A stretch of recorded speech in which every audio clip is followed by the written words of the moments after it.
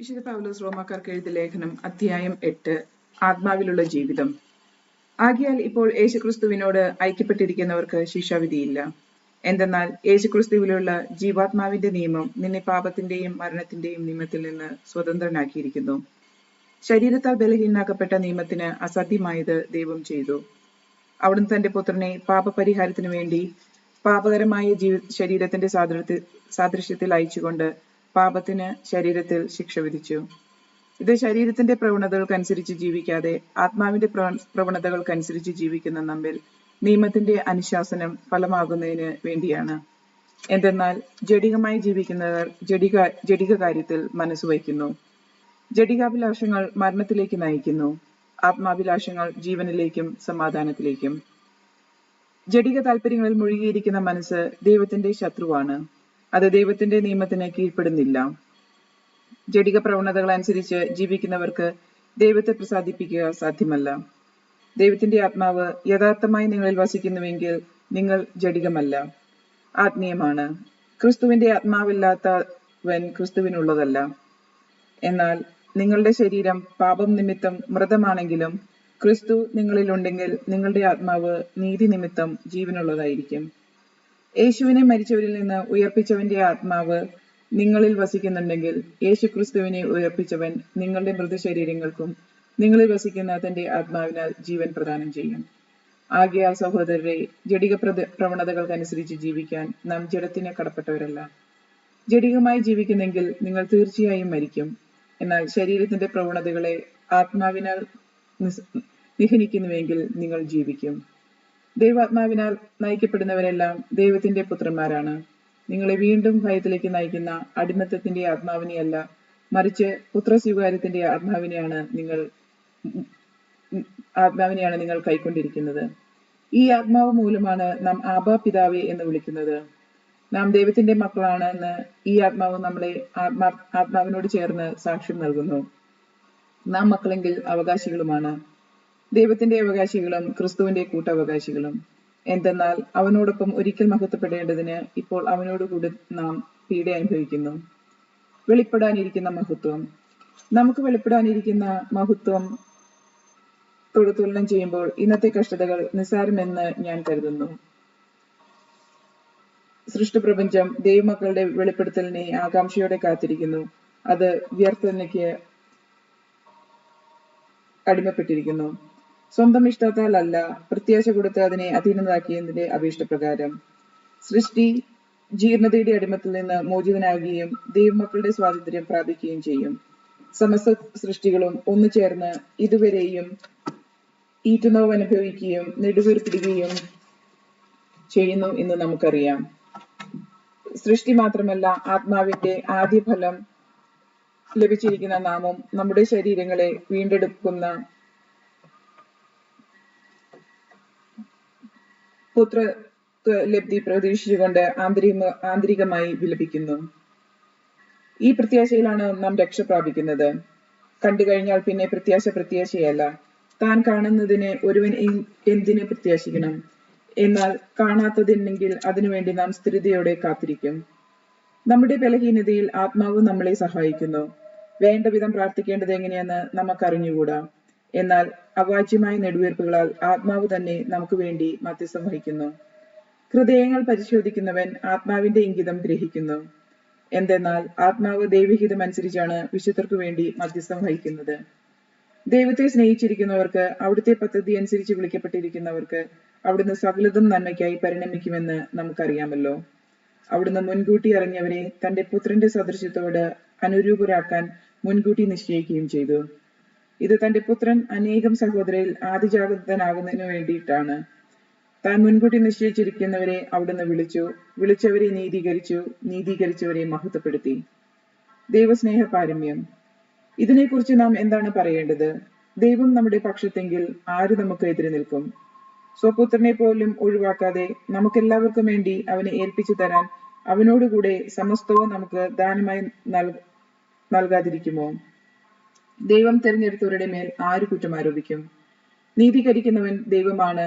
ആരാണ് ശിക്ഷാവിധി നടത്തുക? മരിച്ചവനെങ്കിലും ഉദ്ധാനം ചെയ്തവനും ദൈവത്തിന്റെ വലതുഭാഗത്ത് നമുക്ക് വേണ്ടി മധ്യസ്ഥം വഹിക്കുന്നതിനുമായ യേശുക്രിസ്തു തന്നെ. ക്രിസ്തുവിന്റെ സ്നേഹത്തിൽ നിന്ന് ആര് നമ്മെ വേർപെടുത്തും? ക്ലേശമോ, ദുരിതമോ, പീഡനമോ, പട്ടിണിയോ, നഗ്നതയോ, ആപത്തോ, വാളോ? ഇങ്ങനെ എഴുതപ്പെട്ടിരിക്കുന്നു, നിന്നെ പ്രതി ഞങ്ങൾ ദിവസം മുഴുവൻ വധിക്കപ്പെടുന്നു, കൊലയ്ക്കുള്ള ആടുകളെ പോലെ കരുതപ്പെടുകയും ചെയ്യുന്നു. നമ്മെ സ്നേഹിച്ചവൻ മുഖാന്തരം ഇവയെല്ലാം നാം പൂർണ്ണ വിജയം വരിക്കുന്നു. എന്തെന്നാൽ മരണത്തിനോ ജീവനോ ദൂതർക്കോ അധികാരങ്ങൾക്കോ ഇക്കാലത്തുള്ളവയ്ക്കോ വരാനിരിക്കുന്നവർക്കോ ശക്തികൾക്കോ ഉയരത്തിനോ ആഴത്തിനോ മറ്റേതെങ്കിലും സൃഷ്ടിക്കോ നമ്മുടെ കർത്താവായ യേശുക്രിസ്തുവിലൂടെയുള്ള ദൈവസ്നേഹത്തിൽ നിന്ന് നമ്മെ വേർപെടുത്താൻ കഴിയുകയില്ലെന്ന് എനിക്ക് ഉറപ്പുണ്ട്. അധ്യായം 9. ഇസ്രായേലിന്റെ തിരഞ്ഞെടുപ്പ്. ഞാൻ ക്രിസ്തുവിനെ മുൻനിർത്തി സത്യം പറയുന്നു, വ്യാജം പറയുകയല്ല. എന്റെ മനസാക്ഷിയും പരിശുദ്ധാത്മാവിനാൽ പ്രചോദനമായി എനിക്ക് സാക്ഷ്യം നൽകുന്നു. എനിക്ക് ദുഃഖവും ഹൃദയത്തിൽ അടങ്ങാത്ത വേദനയുമുണ്ട്.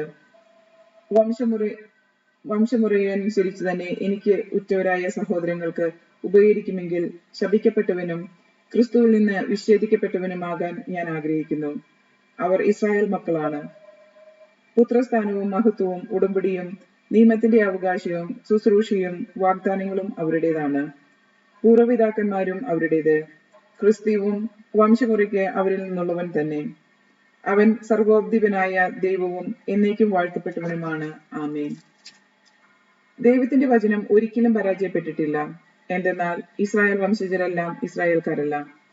അബ്രാഹത്തിന്റെ സന്തതികളായതുകൊണ്ട് അവരെല്ലാം മക്കളായിരിക്കണമെന്നില്ല. ഇസഹാക്ക് വഴിയുള്ളവരായിരിക്കും നിന്റെ സന്തതികളായി അറിയപ്പെടുക. അതായത് വംശമുറയ്ക്കുള്ള മക്കളല്ല ദൈവത്തിന്റെ മക്കൾ, പ്രത്യുത വാഗ്ദാന പ്രകാരം ജനിച്ചവരാണ് യഥാർത്ഥ മക്കളായി കരുതപ്പെടുന്നത്. വാഗ്ദാനം ഇതാണ്: ഒരു നിശ്ചയ സമയത്ത് ഞാൻ വരും, അന്ന് സാറായ്ക്ക് ഒരു മകനുണ്ടായിരിക്കും. മാത്രമല്ല, നമ്മുടെ പൂർവ്വപിതാവായ ഇസഹാക്ക് എന്നവരെ ആളിൽ നിന്നും റെബേക്കായ്ക്കും കുട്ടികൾ ഗർഭം ധരിച്ചു. എന്നാൽ അവർ ജനിക്കുകയോ നന്മയോ തിന്മയോ ആയി എന്തെങ്കിലും പ്രവർത്തിക്കുകയോ ചെയ്തതിനു മുമ്പ് തന്നെ അവൾക്ക് ഇപ്രകാരം അറിയിപ്പുണ്ടായി: ജ്യേഷ്ഠൻ അനുജന്റെ സേവകനായിരിക്കും. ദൈവത്തിന്റെ തെരഞ്ഞെടുപ്പിന്റെ ലക്ഷ്യം പ്രവൃത്തികൾ മൂലമല്ല, അവിടുത്തെ വിളി മൂലം തുടർന്നു പോകേണ്ടതിനാണ് ഇത് സംഭവിച്ചത്. യാക്കോബിനെ ഞാൻ സ്നേഹിച്ചു, ഏസാവിനെ ആവട്ടെ ഞാൻ വെറുത്തു എന്നാണല്ലോ എഴുതപ്പെട്ടിരിക്കുന്നത്. അപ്പോൾ നാം എന്തു പറയണം? ദൈവത്തിന്റെ ഭാഗത്ത് അനീതിയുണ്ടെന്ന്? ഒരിക്കലുമല്ല. എനിക്ക് ദയ തോന്നുന്നവരോട് ഞാൻ ദയ കാണിക്കും, എനിക്ക് അനുകമ്പ തോന്നുന്നവരോട് അനുകമ്പ എന്ന് അവിടുന്ന് മോശയോട് അരുളി ചെയ്യുന്നു. അതുകൊണ്ട് മനുഷ്യന്റെ ആഗ്രഹമോ പ്രയത്നമോ അല്ല, ദൈവത്തിന്റെ ദയയാണ് എല്ലാത്തിന്റെയും അടിസ്ഥാനം. വിശുദ്ധ ഗ്രന്ഥം ഫറവോയോട് പറയുന്നു, ഭൂമിയിലെങ്ങും എന്റെ നാമം ഉദ്ഘോഷിക്കപ്പെടുന്നതിനും എന്റെ ശക്തി നിന്നിൽ വെളിപ്പെടുത്തുന്നതിനു വേണ്ടിയാണ് നിന്നെ ഞാൻ ഉയർത്തിയത്. താനിച്ഛിക്കുന്നവരോട് അവിടുന്ന് കരുണ കാണിക്കുന്നു, അതുപോലെ താനിച്ഛിക്കുന്നവരെ കഠിനഹൃദയരാക്കുകയും ചെയ്യുന്നു. കോപവും കാരുണ്യവും. അപ്പോൾ നിങ്ങൾ എന്നോട് ചോദിച്ചേക്കാം, അങ്ങനെയെങ്കിൽ അവിടുന്ന് എന്തിനു മനുഷ്യരെ കുറ്റപ്പെടുത്തണം? അവിടുത്തെ ഹിതം ആർക്ക് തടയാൻ കഴിയും? ദൈവത്തോട് വാഗ്വാദം നടത്താൻ മനുഷ്യ, നീ ആരാണ്? നീ എന്തിനാണ് എന്നെ ഈ വിധത്തിൽ നിർമ്മിച്ചത് എന്ന് പാത്രം പശുവിനോട് ചോദിക്കുമോ? ഒരേ കളിമൺ പിണ്ഡത്തിൽ നിന്നും ശ്രേഷ്ഠമോ ഹീനമോ ആയ ഉപയോഗത്തിനുള്ള പാത്രങ്ങൾ നിർമ്മിക്കാൻ പശുവിന് അവകാശമില്ലേ? ദൈവം തന്റെ ക്രോധം വെളിവാക്കാനും ശക്തി അറിയിക്കാനും ആഗ്രഹിച്ചുകൊണ്ട് നശിപ്പിക്കപ്പെടാൻ വേണ്ടി നിർമ്മിച്ച ക്രോധപാത്രങ്ങൾക്ക് വലിയ ക്ഷമ കാണിച്ചെങ്കിൽ അതിലെന്ത്? അതെ, താൻ മഹത്വത്തിനായി മുൻകൂട്ടി തയ്യാറാക്കുന്ന കൃപാപാത്രങ്ങൾക്ക് വേണ്ടിയുള്ള തന്റെ മഹത്വത്തിന്റെ സമ്പത്ത് വെളിപ്പെടുത്താൻ വേണ്ടിയാണ്. യഹൂദരിൽ നിന്ന് മാത്രമല്ല, വിജാതിയരിൽ നിന്ന് കൂടിയും വിളിക്കപ്പെട്ട നമ്മളും ആ പാത്രത്തിൽ പെടുന്നു. അതിന് ഹോസിയ വഴി അരുളി ചെയ്യുന്നത് പോലെ, എന്റെ ജനമല്ലാത്ത എന്റെ ജനം എന്ന് ഞാൻ വിളിക്കും, പ്രിയപ്പെട്ടവളല്ലാത്തവളെ പ്രിയപ്പെട്ടവളെന്നും. നിങ്ങൾ എന്റെ ജനമല്ല എന്ന് അവരോട് പറയപ്പെട്ട അതേ സ്ഥലത്ത് വെച്ച് ജീവിക്കുന്ന ദൈവത്തിന്റെ മക്കൾ എന്നും വിളിക്കപ്പെടും. ഇസ്രായേലിനെ കുറിച്ച് ഏശയ്യായും വിലപിക്കുന്നു. ഇസ്രായേൽ മക്കളുടെ സംഖ്യ കടലിലെ മണൽ പോലെയാണെങ്കിലും അവരിൽ ചെറിയൊരു വിഭാഗം മാത്രമേ രക്ഷിക്കപ്പെടുകയുള്ളൂ. എന്തെന്നാൽ കർത്താവ് ഭൂമിയുടെ മേലുള്ള വിധി അന്തിമമായി ഉടനെ നിർവഹിക്കും. ഏശയ്യാ പ്രവചിച്ചിട്ടുള്ളതുപോലെ, സൈന്യങ്ങളുടെ കർത്താവ് നമുക്ക് മക്കളെ അവശേഷിപ്പിച്ചിട്ടില്ലായിരുന്നുവെങ്കിൽ നാം സോദോം പോലെ ആയിത്തീരുമെന്നു ഗൊമോറയ്ക്കും സദൃശമാവുകയും ചെയ്യുമായിരുന്നു. വിജാതിയർ പ്രാപിച്ച നീതി. അപ്പോൾ നമ്മൾ എന്തു പറയണം? നീതി അന്വേഷിച്ചു പോകുവാനിരുന്ന വിജാതിയർ നീതി, അതായത് വിശ്വാസത്തിലുള്ള നീതി പ്രാപിച്ചു എന്ന് തന്നെ. നിയമത്തിൽ അധിഷ്ഠിതമായ നീതി അന്വേഷിച്ചു പോയ ഇസ്രായേൽ ആകട്ടെ ആ നിയമം നിറവേറ്റുന്നതിൽ വിജയിച്ചില്ല. എന്തുകൊണ്ട്? അവൻ വിശ്വാസത്തിലൂടെയല്ല, പ്രവൃത്തിയിലൂടെയാണ് അന്വേഷിച്ചത്. ഇടർച്ചയുടെ പാറ മേൽ അവൻ തട്ടി വീണു. ഇതാ തട്ടി വീഴ്ത്തുന്ന കല്ലും ഇടർച്ചയ്ക്കുള്ള പാറയും സിയോനിൽ ഞാൻ സ്ഥാപിക്കുന്നു. അവനിൽ വിശ്വസിക്കുന്നവർക്ക് ലജ്ജിക്കേണ്ടി വരികയില്ല എന്ന് എഴുതപ്പെട്ടിരിക്കുന്നു. നിയമത്തിന്റെ പരിപൂർത്തി. അധ്യായം 10. സഹോദരരെ, എന്റെ ഹൃദയപൂർവമായ ആഗ്രഹവും ഇസ്രായേലിന് വേണ്ടി ദൈവത്തോടുള്ള എന്റെ പ്രാർത്ഥനയും അവർ രക്ഷിക്കപ്പെടണം എന്നാണ്. അവർക്ക് ദൈവത്തെക്കുറിച്ച് തീക്ഷ്ണതയുണ്ടെന്ന് ഞാൻ സാക്ഷ്യപ്പെടുത്തുന്നു. അതിതീക്ഷ്ണമായ ശരിയായ അറിവിന്റെ അടിസ്ഥാനമില്ലെന്നേ ഉള്ളൂ. എന്നാൽ ദൈവത്തിന്റെ നീതിയെക്കുറിച്ച് അവർ അജ്ഞത കൊണ്ടും തങ്ങളെ തന്നെ നീതി സ്ഥാപിക്കാൻ വ്യഗ്രത കാണിക്കുന്നത് കൊണ്ടും ദൈവനീതിക്ക് അവർ കീഴ്വഴങ്ങിയില്ല. വിശ്വസിക്കുന്ന ഏതൊരുവനും നീതീകരിക്കപ്പെടുന്നതിന് ക്രിസ്തു നിയമത്തെ പൂർത്തീകരിച്ചിരിക്കുന്നു. എല്ലാവർക്കും രക്ഷ. നിയമാധിഷ്ഠിതമായ നീതി പ്രവർത്തിക്കുന്നവർക്ക് അതുമൂലം ജീവൻ ലഭിക്കും എന്ന് മോശ എഴുതുന്നു. വിശ്വാസിഷ്ഠിതമായ നീതിയാകട്ടെ ഇങ്ങനെ പറയുന്നു: ക്രിസ്തുവിനെ താഴേക്ക് കൊണ്ടുവരാൻ സ്വർഗത്തിലേക്ക് ആര് കയറും എന്ന് നീ ഹൃദയത്തിൽ പറയരുത്. അഥവാ ക്രിസ്തുവിനെ മരിച്ചവരിൽ നിന്ന് ഉയർത്താൻ പാതാളത്തിലേക്ക് ആര് ഇറങ്ങും എന്നും പറയരുത്. എന്തെന്നാൽ പിന്നെ എന്താണ് പറയേണ്ടത്? വചനം നിനക്ക് സമീപസ്ഥമാണ്, നിന്റെ അധരത്തിലും നിന്റെ ഹൃദയത്തിലും അതുണ്ട്. നിങ്ങൾ പ്രസംഗിക്കുന്ന വിശ്വാസത്തിന്റെ വചനം തന്നെ. ആകയാൽ യേശു കർത്താവാണെന്ന് അധരം കൊണ്ട് ഏറ്റു പറയുകയും ദൈവം അവനെ മരിച്ചവരിൽ നിന്ന് ഉയർപ്പിച്ചു എന്ന് ഹൃദയത്തിൽ വിശ്വസിക്കുകയും ചെയ്താൽ നീ രക്ഷ പ്രാപിക്കും. എന്തുകൊണ്ടെന്നാൽ മനുഷ്യൻ ഹൃദയം കൊണ്ട് വിശ്വസിക്കുകയും തന്മൂലം നീതീകരിക്കപ്പെടുകയും ചെയ്യുന്നു. അവൻ അധരം കൊണ്ട് ഏറ്റു പറയുകയും തന്മൂലം രക്ഷ പ്രാപിക്കുകയും ചെയ്യുന്നു. അവനിൽ വിശ്വസിക്കുന്ന ഒരുവനും ലജ്ജിക്കേണ്ടി വരികയില്ല എന്നാണല്ലോ വിശുദ്ധ ഗ്രന്ഥം പറയുന്നത്. യഹൂദനും ഗ്രീക്കുകാരും തമ്മിൽ വ്യത്യാസമില്ല. ഒരുവൻ തന്നെയാണ് എല്ലാവരുടെയും കർത്താവ്.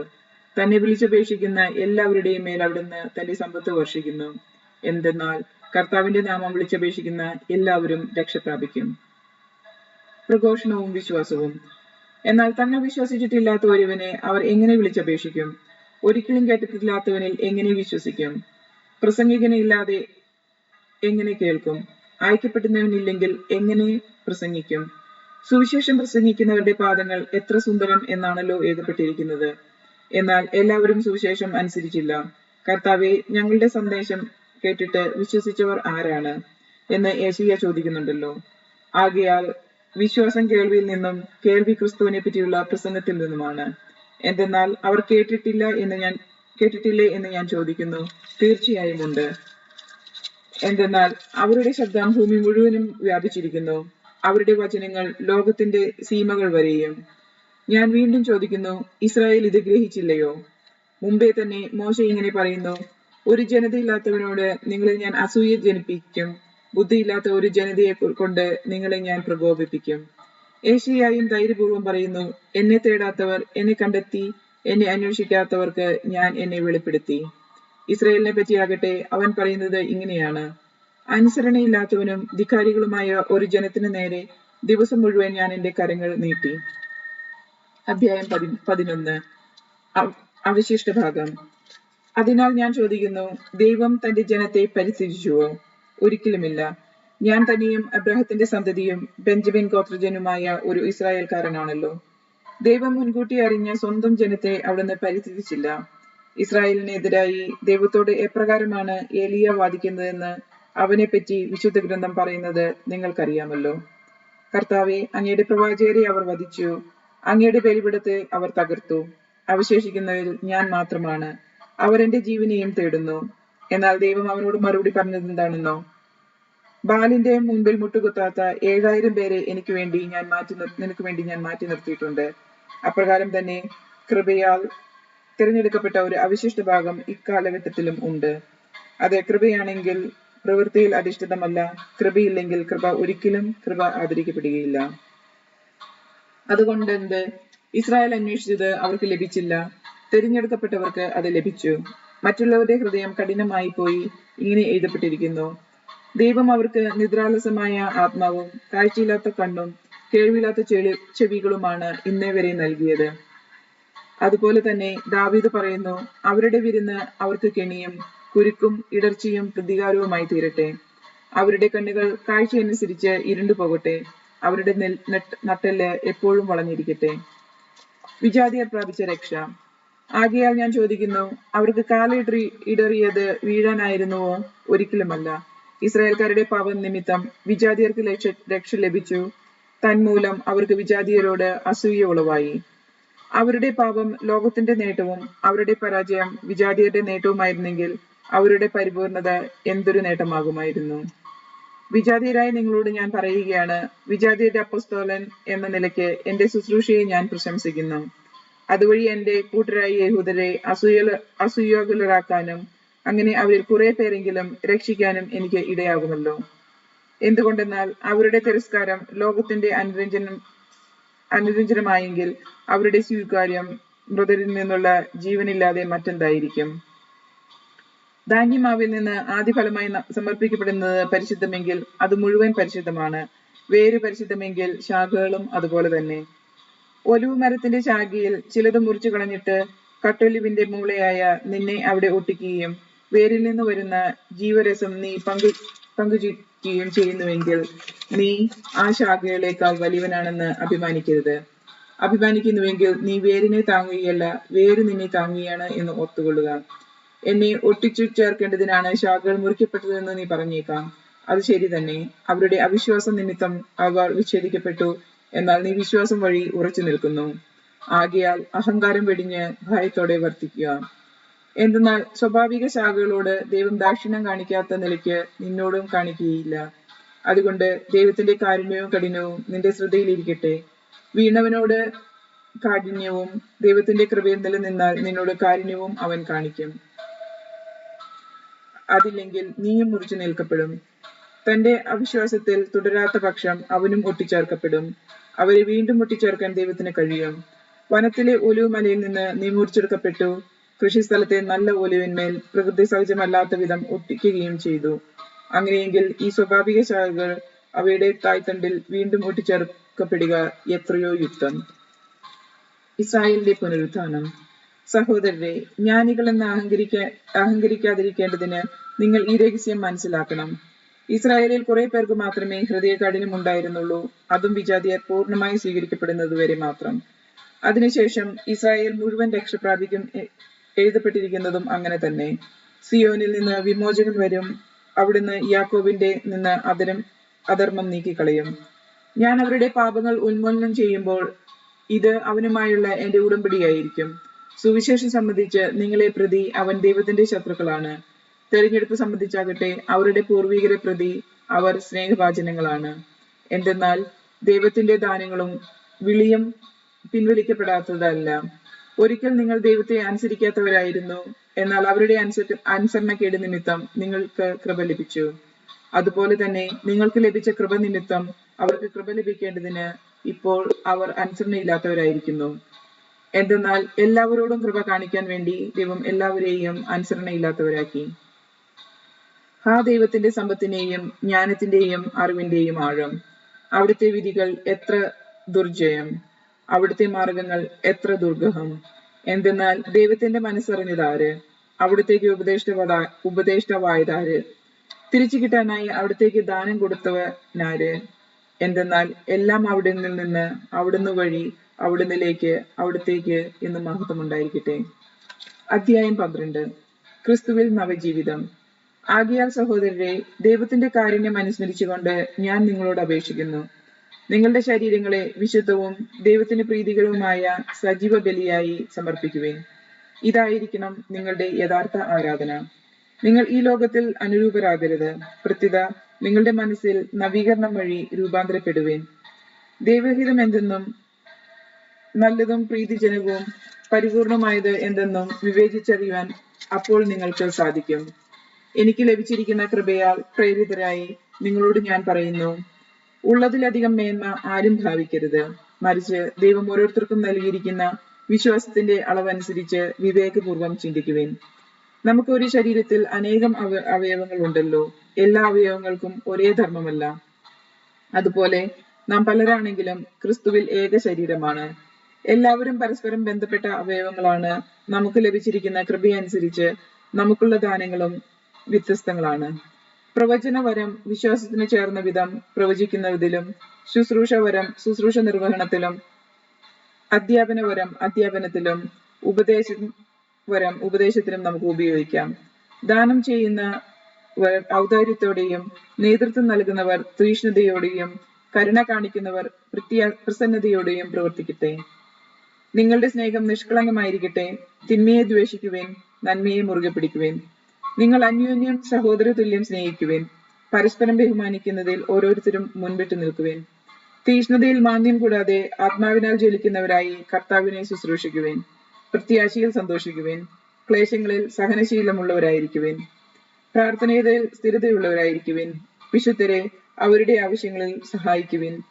അതിഥി സൽക്കാരത്തിൽ താല്പര്യരാകുവിൻ. നിങ്ങളെ പീഡിപ്പിക്കുന്നവരെ അനുഗ്രഹിക്കുവിൻ. അനുഗ്രഹിക്കല്ലാതെ ശപിക്കരുത്.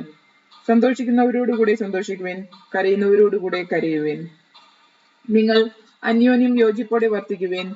ഔദിത്യം വെടിഞ്ഞ് എളിമയുടെ തലത്തിലേക്ക് ഇറങ്ങി വരുവിൻ. ബുദ്ധിമാന്മാരാണെന്ന് നിങ്ങൾ നടിക്കരുത്. തിന്മയ്ക്ക് പകരം തിന്മ ചെയ്യരുത്.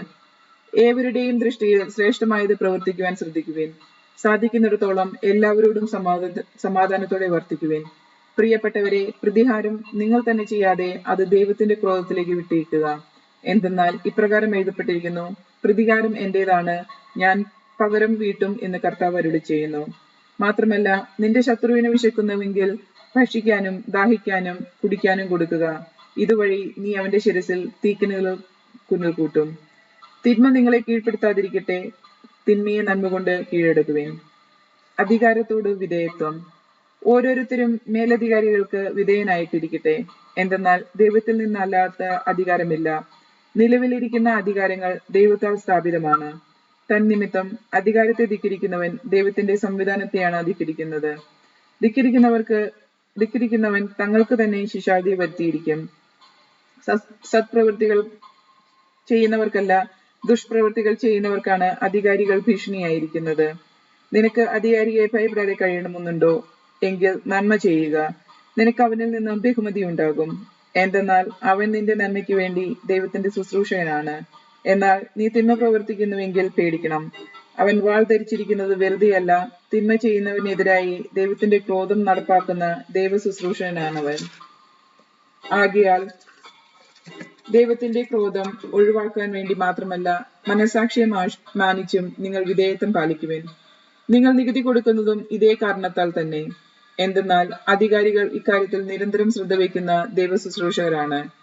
ഓരോരുത്തർക്കും അവകാശമായിരിക്കുന്നത് കൊടുക്കുവിൻ. നികുതി അവകാശപ്പെടുന്നവർക്ക് നികുതി, ചുങ്കം അവകാശപ്പെടുന്നവർക്ക് ചുങ്കം, ആദരം അർഹിക്കുന്നവന് ആദരം, ബഹുമാനം നൽകേണ്ടവന് ബഹുമാനം. സഹോദര സ്നേഹം. പരസ്പരം സ്നേഹിക്കുക എന്നൊഴികെ നിങ്ങൾക്ക് ആരോടും ഒരു കടപ്പാടുണ്ടാവരുത്. എന്തെന്നാൽ അയൽക്കാരനെ സ്നേഹിക്കുന്നവൻ നിയമം പൂർത്തീകരിച്ചു കഴിഞ്ഞു. വ്യഭിചാരം ചെയ്യരുത്, കൊല്ലരുത്, മോഷ്ടിക്കരുത്, മോഹിക്കരുത് എന്നിവയും മറ്റേത് കൽപ്പനയും നിന്നെപ്പോലെ നിന്റെ അയൽക്കാരനെ സ്നേഹിക്കണം എന്ന ഒറ്റ വാക്യത്തിൽ സംഗ്രഹിച്ചിരിക്കുന്നു. സ്നേഹം അയൽക്കാരന് ഒരു ദ്രോഹവും ചെയ്യുന്നില്ല. അതുകൊണ്ട് നിയമത്തിന്റെ പൂർത്തീകരണം സ്നേഹമാണ്. പ്രകാശത്തിന്റെ ആയുധങ്ങൾ. ഇതെല്ലാം ചെയ്യുന്നത് കാലത്തിന്റെ പ്രത്യേകത അറിഞ്ഞുകൊണ്ട് വേണം. നിദ്ര വിട്ടുണരേണ്ട മണിക്കൂറാണല്ലോ ഇത്. എന്തെന്നാൽ ഇപ്പോൾ രക്ഷ നമ്മൾ ആർക്കും പ്രതീക്ഷിച്ചതിനേക്കാൾ കൂടുതൽ അടുത്തെത്തിയിരിക്കുന്നു. രാത്രി കഴിയാറായി, പകൽ സമീപിച്ചിരിക്കുന്നു. ആകയാൽ നമുക്ക് അന്ധകാരത്തിന്റെ പ്രവൃത്തികൾ പരിത്യജിച്ച് പ്രകാശത്തിന്റെ ആയുധങ്ങൾ ധരിക്കാം. പകലിന് യോജിച്ച വിധം നമുക്ക് പെരുമാറാം. സുഖലോലുപതയിലോ മദ്യലഹരിയിലോ അവിഹിത വേഴ്ചകളിലോ വിഷയാസക്തിയിലോ കലഹത്തിലോ അസൂയയിലോ വ്യാപരിക്കരുത്. പ്രത്യുത കർത്താവായ യേശുക്രിസ്തുവിനെ ധരിക്കുവിൻ. ദുർമോഹങ്ങളിലേക്ക് നമ്മെ നയിക്കത്തക്കവിധം ശരീരത്തെ പറ്റി ചിന്തിക്കാതിരിക്കുവിൻ. അധ്യായം 14. സഹോദരനെ വിധിക്കരുത്. വിശ്വാസത്തിൽ ഉറപ്പില്ലാത്തവനെ സ്വീകരിക്കുവിൻ. അത് അഭിപ്രായ വ്യത്യാസങ്ങളെ കുറിച്ച് തർക്കിക്കാനാകരുത്. ഒരുവൻ തനിക്ക് എന്തും ഭക്ഷിക്കാമെന്ന് വിശ്വസിക്കുന്നു. ദുർബലനായ മറ്റൊരുവനാകട്ടെ സസ്യം മാത്രം ഭക്ഷിക്കുന്നു. ഭക്ഷിക്കുന്നവൻ ഭക്ഷിക്കാത്തവനെ നിന്ദിക്കരുത്. ഭക്ഷിക്കാത്തവൻ ഭക്ഷിക്കുന്നവനെ വിധിക്കുകയുമരുത്. എന്തെന്നാൽ ദൈവം അവനെ സ്വീകരിച്ചിരിക്കുന്നു. മറ്റൊരാളുടെ സേവകനെ വിധിക്കാൻ നീ ആരാണ്? സ്വന്തം യജമാനന്റെ സന്നിധിയിലാണ് അവൻ നിൽക്കുകയോ വീഴുകയോ ചെയ്യുന്നത്. അവനെ താങ്ങി നിർത്താൻ യജമാനന് കഴിവുള്ളതുകൊണ്ട് അവൻ നിൽക്കുക തന്നെ ചെയ്യും. ഒരുവൻ ഒരു ദിവസത്തെ മറ്റൊരു ദിവസത്തേക്കാൾ വിലമതിക്കുന്നു. വേറൊരുവൻ എല്ലാ ദിവസത്തെയും ഒരുപോലെ വിലമതിക്കുന്നു. ഓരോരുത്തർക്കും തങ്ങളുടെ മനസ്സിൽ ഉത്തമ ബോധ്യമുണ്ടായിരിക്കട്ടെ. ഏതെങ്കിലും ദിവസം ആചരിക്കുന്നവൻ കർത്താവിന്റെ സ്തുതിക്കായി അത് ആചരിക്കുന്നു. ഭക്ഷിക്കുന്നവൻ ദൈവത്തിന് കൃതജ്ഞത അർപ്പിക്കുന്നത് കൊണ്ട് കർത്താവിന്റെ സ്തുതിക്കായി ഭക്ഷിക്കുന്നു. ഭക്ഷണം ഉപേക്ഷിക്കുന്നവൻ കർത്താവിന്റെ സ്തുതിക്കായി അത് ഉപേക്ഷിക്കുകയും ദൈവത്തിന് കൃതജ്ഞത അർപ്പിക്കുകയും ചെയ്യുന്നു. നമ്മിൽ ആരും തനിക്ക് വേണ്ടി മാത്രം ജീവിക്കുന്നില്ല, തനിക്ക് വേണ്ടി മാത്രം മരിക്കുന്നുമില്ല. നാം ജീവിക്കുന്നുവെങ്കിൽ കർത്താവിന് സ്വന്തമായി ജീവിക്കുന്നു, മരിക്കുന്നുവെങ്കിൽ കർത്താവിന് സ്വന്തമായി മരിക്കുന്നു. ആകയാൽ ജീവിച്ചാലും മരിച്ചാലും നാം കർത്താവിനുള്ളതാണ്.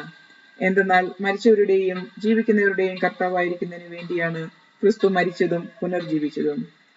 നീ എന്തിന് നിന്റെ സഹോദരനെ വിധിക്കുന്നു? അഥവാ നീ എന്തിന് നിന്റെ സഹോദരനെ നിന്ദിക്കുന്നു? നാം എല്ലാവരും ദൈവത്തിന്റെ ന്യായാസനത്തിന് മുമ്പാകെ ഇരിക്കേണ്ടവരാണല്ലോ. ഇപ്രകാരം എഴുതപ്പെട്ടിരിക്കുന്നു, എല്ലാ മുട്ടുകളും എന്റെ മുമ്പിൽ മടങ്ങും, എല്ലാ നാവുകളും ദൈവത്തെ പുകഴ്ത്തുകയും ചെയ്യും എന്ന് കർത്താവ് ശബ്ദപൂർവം അരുളി ചെയ്യുന്നു. ആകയാൽ നാം ഓരോരുത്തരും ദൈവത്തിന്റെ മുമ്പിൽ കണക്ക് ബോധിപ്പിക്കേണ്ടി വരും. ഇടർച്ച വരുത്തരുത്. തന്മൂലം മേലിൽ നമുക്ക് പരസ്പരം വിധിക്കാതിരിക്കാം. സഹോദരന് ഒരിക്കലും മാർഗതടസ്സമോ ഇടർച്ചയോ സൃഷ്ടിക്കുകയില്ല എന്ന് നിങ്ങൾ പ്രതിജ്ഞ ചെയ്യുവിൻ. അതേ, സ്വതേ അശുദ്ധമായി ഒന്നുമില്ലെന്ന് കർത്താവായ ദൈവത്തിലുള്ള വിശ്വാസം വഴി ഞാൻ അറിയുകയും എനിക്ക് ബോധ്യപ്പെടുകയും ചെയ്തിരിക്കുന്നു. എന്നാൽ ഒരു വസ്തു അശുദ്ധമാണെന്ന് കരുതുന്നവന് അത് അശുദ്ധമായിരിക്കും.